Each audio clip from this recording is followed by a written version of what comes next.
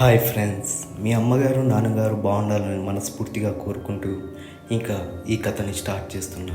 ఇది రియల్గా జరిగిన హర్రర్ స్టోరీ. ఈ స్టోరీ మనకు పంపించిన వారి పేరు రాజ్. అయితే రాజ్ ఎప్పట్లాగే డిగ్రీ ఎగ్జామ్స్ అయిపోవడంతో తన ఊరికి వెళ్ళాలని ఎంతో ఆతృతగా ఉన్నాడు. రాజుకి రైలు ప్రయాణం అంటే ఎంతో ఇష్టం. అయితే రాజ్ ఆ రోజు ఎప్పట్లాగానే రైల్వే స్టేషన్కి వెళ్ళాడు. వెళ్తే రైల్వే స్టేషన్లో ఒక్కరు కూడా లేరు. రాజ్కి సడన్గా భయం వేసింది. ఏంటి, ఎప్పుడు మనుషులతో కిటకిటలాడే రైల్వే స్టేషన్లో ఒక్కరు కూడా లేరే అని మనసులో అనుకుంటున్నాడు. అలా అనుకుంటూ ట్రైన్ రావడానికి ఇంకా టైం పడుతుంది అని రైల్వే స్టేషన్లో అనౌన్స్ చేశారు. సో ఇంకా టైం ఉందని రాజ్ అక్కడ అటు ఇటు చూస్తుండగా ఒక అమ్మాయి, తన ఏజ్ అమ్మాయి, రైల్వే స్టేషన్లో రాజు పక్కన నించుంది. తను కూడా ట్రైన్ కోసమే వెయిట్ చేస్తుందని రాజు అనుకున్నాడు. కానీ ఆ అమ్మాయి చాలా తెల్లగా ఉంది. చాలా తెల్లగా, ఎంతో చూస్తూనే చాలా అందంగా ఉంది. అలాంటి అమ్మాయి రాజుని పిలిచి, మీ పేరు ఏం పేరండి అని అడిగింది. నా పేరు రాజ్ అని చెప్పాడు రాజ్. అయితే నాకు చిన్న హెల్ప్ చేస్తారా, మా అమ్మగారు అక్కడ పడిపోయారండి అని చెప్పి ఆ పిల్ల ఏడుస్తూ రాజుని అడిగింది.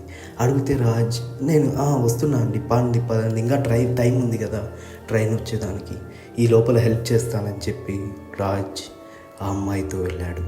అయితే వెళ్తే అది ఆ రైల్వే స్టేషన్ పక్కనే శ్మశానం ఉంది. అలా ఇద్దరు నడుచుకుంటూ వెళ్ళి ఆ శ్మశానంలోకి వెళ్ళిపోయారు. ఏంటండి ఇంకా లోపలికి వెళ్తూనే ఉన్నాం అని రాజ్ అన్నాడు. ఇంకొంచెం ముందరే అండి, మా అమ్మ ఇక్కడే కళ్ళు తిరిగి పడిపోయిందండి అని చెప్పి ఆ పిల్ల చెప్పింది. రాజ్ చుట్టూ చూశాడు. చుట్టూ చూస్తే ఒక్క మనిషి కూడా లేడు. అది ఒక శ్మశానం. అప్పుడు రాజుకి అర్థమైంది, ఇది శ్మశానం. ఈ అమ్మాయి అంత శ్మశానంలో, అంత భయంకరమైన చీకట్లో కూడా ఆ అమ్మాయి ముఖం వెలుగుతూ కనపడుతుంది, చాలా తెల్లగా. రాజుకి ఏం చేయాలో అర్థం కాలేదు. రాజు భయపడినాడు. భయపడుతూనే ఒక్కసారిగా ఆ అమ్మాయి ఏమనిందంటే, మా అమ్మ చనిపోయి చాలా రోజులైంది, ఇక్కడే ఉంది, మీరు కూడా మాతో పాటు వచ్చేయండి అని చెప్పి రాజుని గట్టిగా నవ్వుతూ రాజు వైపు చూసింది. రాజ్ ఒక్కసారిగా భయపడ్డాడు. భయపడి ఎవరో తన కాళ్ళు పట్టుకున్నట్టు అనిపించింది. కిందికి చూశాడు. కిందికి చూస్తే 2 చేతులతో ఎవరో రాజు కాళ్ళు పట్టుకున్నారు.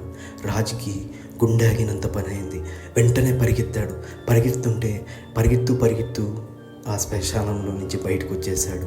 అప్పుడు అటుగా వెళ్తున్న పెద్ద ఆయనకి రాజు జరిగింది మొత్తం చెప్పాడు. ఆ పెద్ద ఆయన, బాబు నీకు బుద్ధి ఉందా, అయినా శ్మశానంలో వాళ్ళమ్మ కళ్ళు తిరిగి పడిపోవడం ఏంటి బాబు, చదువుకునే వాళ్ళలో ఉన్నావు, కొంచెమన్నా ఆలోచించాలి కదా అని చెప్పి అరిచి అక్కడి నుంచి పంపించేశాడు. ఈ స్టోరీ రియల్గా జరిగింది. ఈ కథ మనకు పంపించిన వారి పేరు రాజ్. మరిన్ని హర్రర్ స్టోరీస్తో మీ ముందుకు వస్తాను.